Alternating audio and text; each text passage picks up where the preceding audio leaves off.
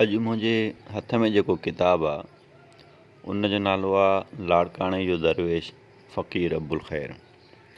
पोइ हिन किताब में फ़क़ीर साईं अबुल ख़ैर जन हिकिड़ो चैप्टर ॿधो आहे।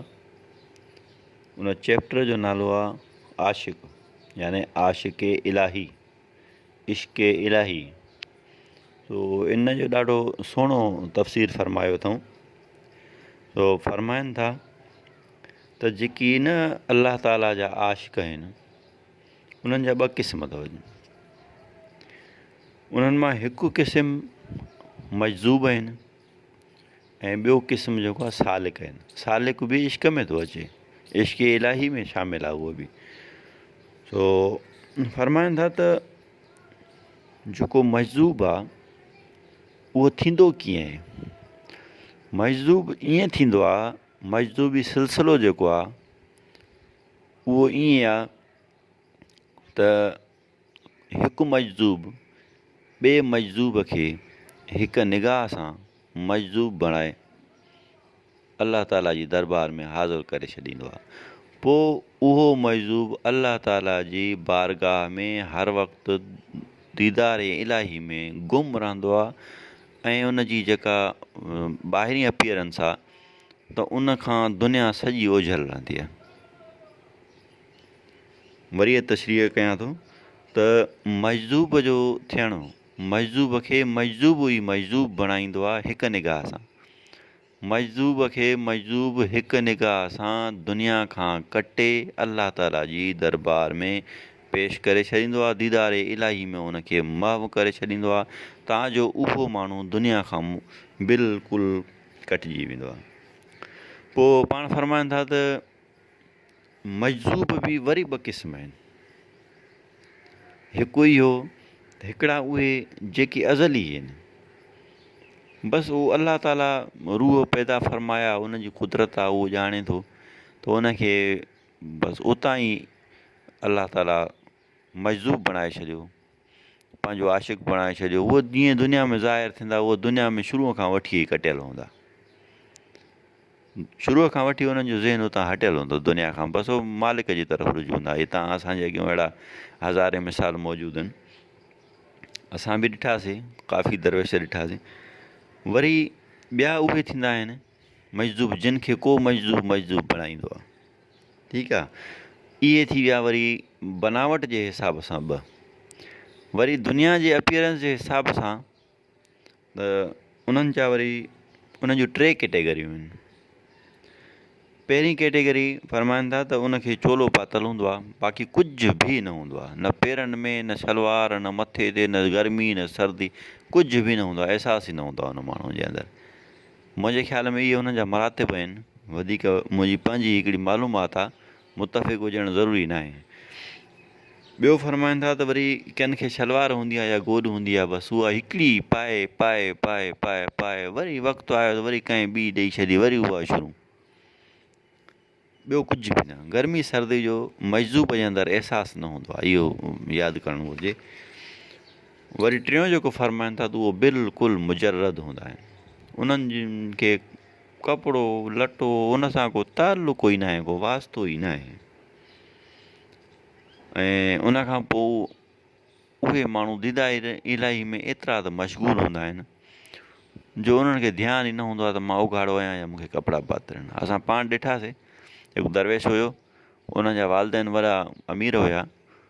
उन्हनि खे कंहिं चयो त हीउ मेंटली जेको आहे बीमार आहे, हिन जो इलाजु करायो। उन्हनि टेस्टूं वग़ैरह हर शइ कराई, लेकिन हर शइ में इहो ज़ाहिर थियो त हीउ ओके आहे। सो पोइ बि मजज़ूब हुयो, उन में को तफ़रीक़ ई न हूंदी। असां ॾिठोसीं पाण, तव्हांजे अॻियां अहिड़ा मिसाल हूंदा। इहे दरवेश आहिनि, हिननि जूं ज़ियारतूं तमामु बाबरकत आहिनि। उन खां पोइ जेको ॿियो क़िस्म आहे उहो आहे सालिक।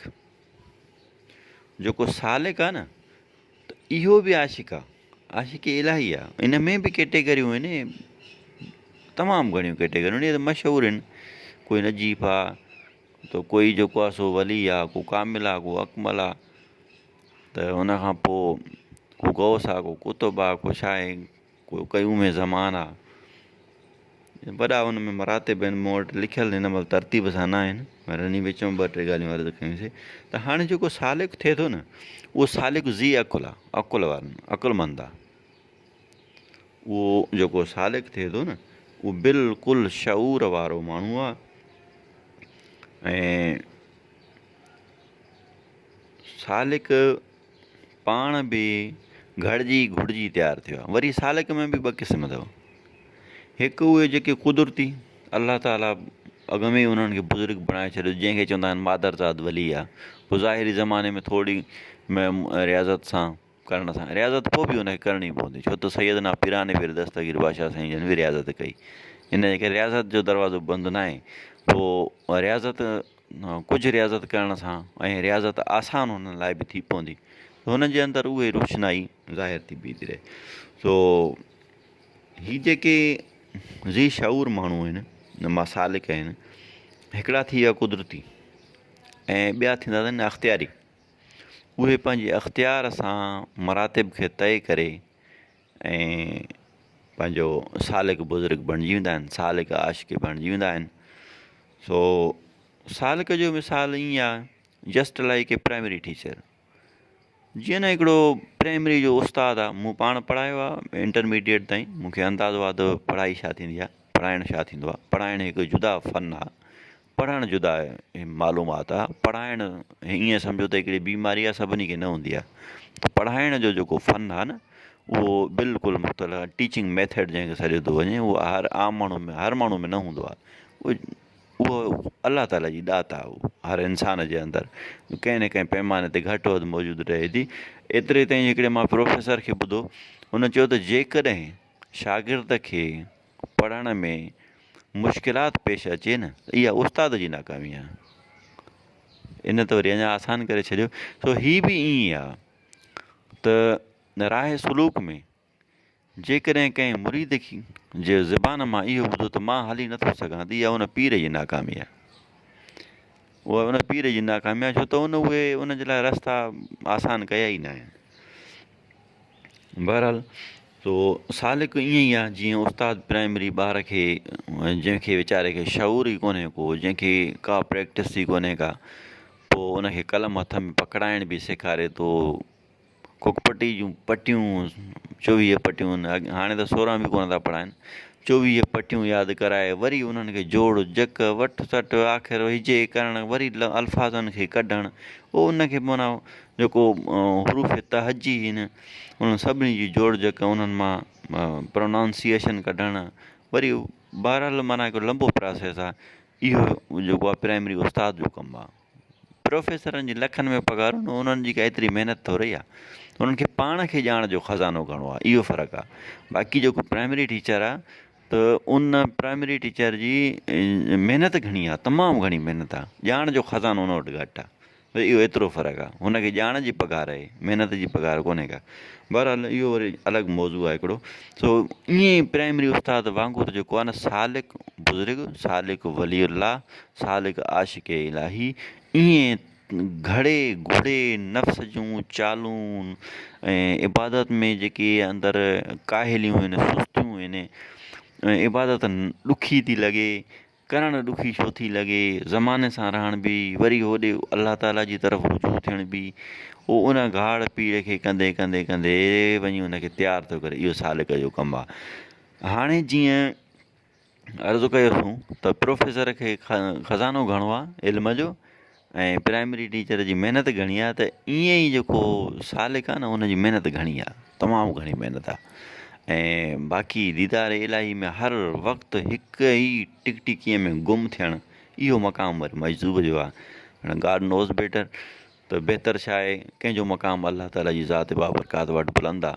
पोइ असांजा साईं करीम फ़क़ीर साईं अबुल ख़ैर बि फरमाईंदा हुया त भई हीउ जेको मुशक़त जो जहान आहे न, कॾहिं ईअं पंहिंजे रम्ज़ में वेठा फरमाइनि पिया त कलंदर लाल त कटिजी वेही रहियो न, मजदूब बि कटिजी वेही था रहनि, हेॾे मुंहुं ॾियनि त ख़बर पए गर्मी सर्दी ऐं तकलीफ़ूं, वास्ता तालुकात वारा माण्हू, को तव्हांखे कंडो हणणु ईंदो, को तव्हांजो अदब करणु ईंदो, को तव्हांजी न्याज़ निवड़त कंदो, को फज़ूल में वेठो सड़ंदो, वरी उन खां पोइ जेको आहे सो कमाए छितो सफ़ा तरीक़े सां कमाए, वरी ॿियनि जा भार खणणु, ॾाढो जेको आहे औखो कमु आहे। सालिक जो साईं जन फरमाईंदा मक़ाम मथे आहे हुन मजज़ूब जी निस्बत, छो त मजज़ूब खे तकलीफ़ ई कोन्हे। ॿियो तरफ़ जेको हुनजो आहे उहो वरी वज़नी आहे। बहरहाल सालिक सां जेको ज़माने में अलाह ताला वर्ताव रखाए थो ज़माने जो, त हुन सां दुश्मनियूं बि आहिनि, करे कुझु न सघंदा आहिनि, कंदो त उहो अलाह जी ज़ात। बहरहाल इहो वरी ॿिए पासे वञूं था आहिस्ता आहिस्ता। सो अर्ज़ु इहो कयोसीं त जेकी सालिक हिकिड़ा कोशिश सां थियनि था, हिकिड़नि जे लाइ कोशिशि आसान थी थिए, हिकिड़नि जे लाइ मुश्किल थिए थी, इहे बि उन्हनि जा हिकिड़ा हिसा आहिनि।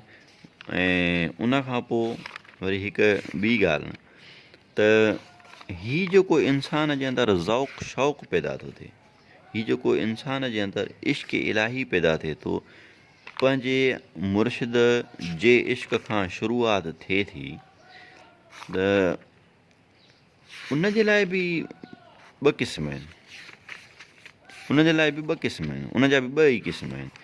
कहिड़ा? हिकु इहो त इश्क़ कुदरती हुजे, याने अलाह ताला उनखे मादरज़ाद वली बणाए छॾियो, ठीकु आहे, उहो बि पंहिंजी जॻह ते फस्ट क्लास, ठीकु आहे। ऐं जेको उहे याने लोह महफ़ूज़ में लिखियल आहिनि, सम्झो था, उहे ॿ क़िस्म थी विया न, हिकु थी विया रब्बानी, ॿियो थी विया अख़्तियारी। हाणे जेके रब्बानी आशिक़ आहिनि, रब्बानी वलीअ जेके आहिनि, उहे लोह महफ़ूज़ में लिखियल आहिनि। साईं जन तशरीह कंदे हिकिड़ो सुहिणो लफ़्ज़ु इस्तेमालु था कनि, फ़रमाइनि था त जंहिं महिल अलाह ताला लोह महफ़ूज़ में लिखजण जो अमल शुरू करायो त उन महिल मस हारिजी पई, त पोइ जन अरवाहनि उहा मस चटी त उहे रब्बानी थिया, बसि उहे अलाह ताला जी तरफ़ां अता इलाही थी वई, अज़ल खां ई आहिनि उहे।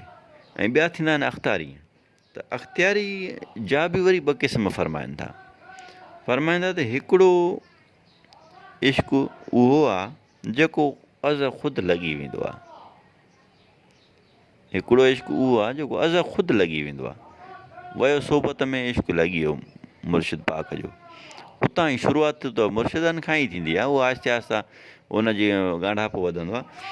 ऐं ॿियो जेको हूंदो आहे उहो पाण पैदा कबो अथव, ॿियो इश्क़ जेको आहे उहो पाण पैदा कबो आहे, याने वियो सोबत अख़्तियार कयईं, आहिस्ते आहिस्ते गहराई पकड़णु शुरू कयईं, ऐं उहो जीअं गहराई पकड़णु शुरू कयईं त उनजे अंदरि हुब वधणु शुरू थी, हुब खे परवान चढ़ायईं, मुहबत वधी, मुहबत खे परवान चढ़ायईं, इहो इश्क़ थियो, इश्क़ खे परवान चढ़ायईं, इहो जज़ब में दाख़िलु थी वियो, तव्हांजो उहो माण्हू दुनिया खां बिल्कुलु बेख़बर रहे थो। कुझु वक़्त लाइ इहा कैफ़ियत असां पाण महसूसु कई थी, जॾहिं दौरु हुयो मुर्शिद पाक जे रहनुमाईअ में हुयासीं, त कुझु वक़्त लाइ इहो प्रोसेस आयो जो हिकु हफ़्ते में इहा शइ मुशाहिदे में आई त वाक़ई दुनिया खां दिलि ई हटिजी इंसान जी वञे थी। उहो एसी ताईं जो भले सभिनीनि जे विच में रहे थो, लेकिन दिलि हुनजी ऐं पाण ईअं सम्झो त 100% उहो माण्हू उहो डिसअपियर थी थो वञे। सो इहे सभु अख़्तियारी आहिनि, इहो माण्हू पंहिंजो पाण पैदा करे सघे थो।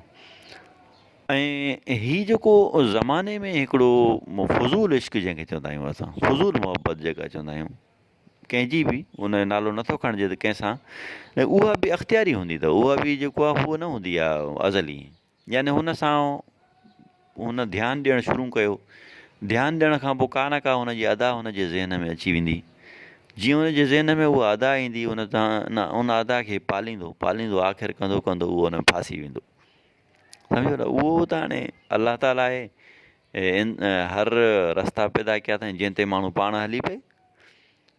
बहरहाल इन मौज़ू ते न वेंदासीं घणो, इहा ज़माने जी तरफ़ छिके वेंदी। हिकिड़ो मालूमात ख़ातिर ॻाल्हि कईसीं त जीअं माण्हू ॿूटो पोखे थो, पोइ उहो ॿूटो वॾो थी वणु थिए थो न, त अहिड़े तरीक़े सां अख़्तियारी इश्क़ बि थींदो आहे। जॾहिं तव्हां उनखे माना मुहबत खे क़ाइमु रखंदो, उहो वधी पंहिंजो पाण वणु थींदो। इन ते असांजो हिकिड़ो लेक्चर अॻ में रिकॉर्ड थियल आहे यूट्यूब ते, सूफ़ी चैनल 1 जे नाले सां, अगरि उतां वञी माण्हू उनखे ॾिसंदो ॿुधंदो त ॾाढो मज़ो अची वेंदुसि, मालूमात काफ़ी सारी अची वेंदसि, छो त हीअ ॻाल्हियूं उहे आहिनि जेके फितरत सां लागू आहिनि।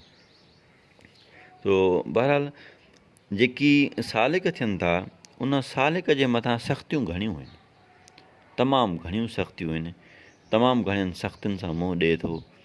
उन में नफ़्स जूं वारदातूं आहिनि, ॿाहिरियां हालात आहिनि, वरी ज़िक्र अज़कार जो जुदा वज़न आहे हिकिड़ो, उनखे वरी उन तरतीब सां आहे, पंहिंजी ज़िंदगीअ खे हिकिड़ो टाइम टेबल आहे, उन टाइम टेबल ते नफ़्स खे ज़ोरी हलाइणो आहे। पोइ उन में 100 बहाना बि थींदा, कॾहिं सिहत ठीकु बि न रहंदी, कॾहिं माहौल सपोर्ट न कंदो आहे। बहरहाल इन में मुश्किलातूं रोज़ बरोज़ नए रुख सां निकिरनि थियूं। पोइ जेको इरादे में अटल रहे थो नी, उहो माण्हू कामयाबु ज़रूरु थिए थो, कामयाबियूं माणनि था। अलाह ताला कंहिंजी महिनत ज़ाया न कई आहे।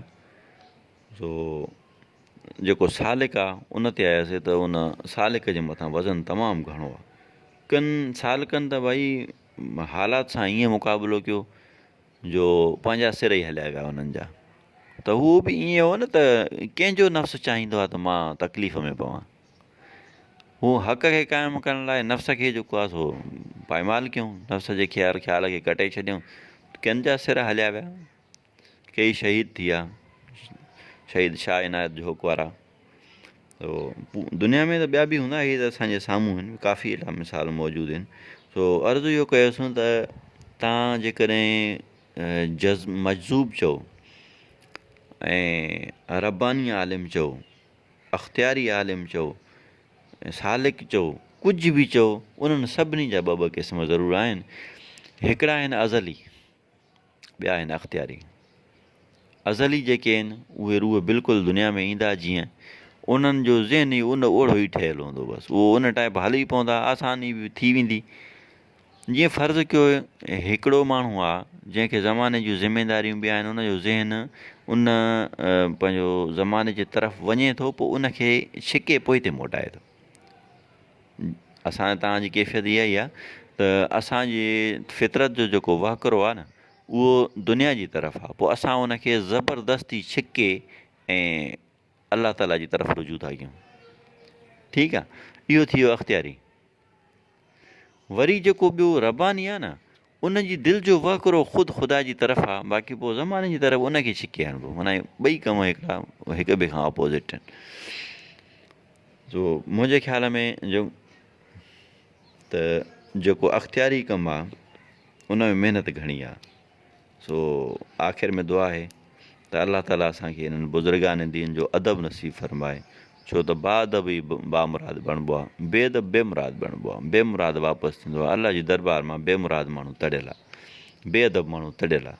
बेअदब जेको आहे उन जी जॻहि कोन्हे का। अलाह जे रसूल जी दरबार में सो अदब खे क़ाइमु कयो, बुज़ुर्गान दीन जी इज़त कयो। सम्झ में न अचे छॾे ॾियो, मसइलो न आहे, असांखे गहराई पकड़ण जी ज़रूरत न आहे जेकॾहिं सम्झ में नथो अचे।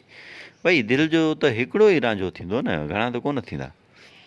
त इंसान जो बि जेको फैज़ जो सिलसिलो थींदो उहो हिकिड़े ई दरवेश सां थींदो। बाक़ी जेके आहिनि अदब सभिनी जो करे, रियाज़त करे, अदब करे, ख़िदमत जेका करे सघे। क़यामत जे ॾींहुं नबी करीम सल्लल्लाहु ताला अलैहि वसल्लम जन जी हदीस मुबारक आहे, जंहिंजो मूंखे हवालो ज़हन में नथो अचे, फ़रमाइनि था त हिकिड़ो माण्हू जंहिंजा अमल घटिजी वेंदा, पोइ दुनिया में कंहिं नेक माण्हू जी ख़िदमत कई हूंदई, उहो माण्हू पंहिंजूं नेकियूं अची विझी हुनखे जन्नत में रवानो कराए छॾींदो। इहे बुज़ुर्गान दीन जूं ख़िदमतूं आहिनि, नेक माण्हुनि जूं ख़िदमतूं आहिनि। ख़िदमत त जंहिंजी बि कयो अलाह ताला सिलो ॾींदो आहे।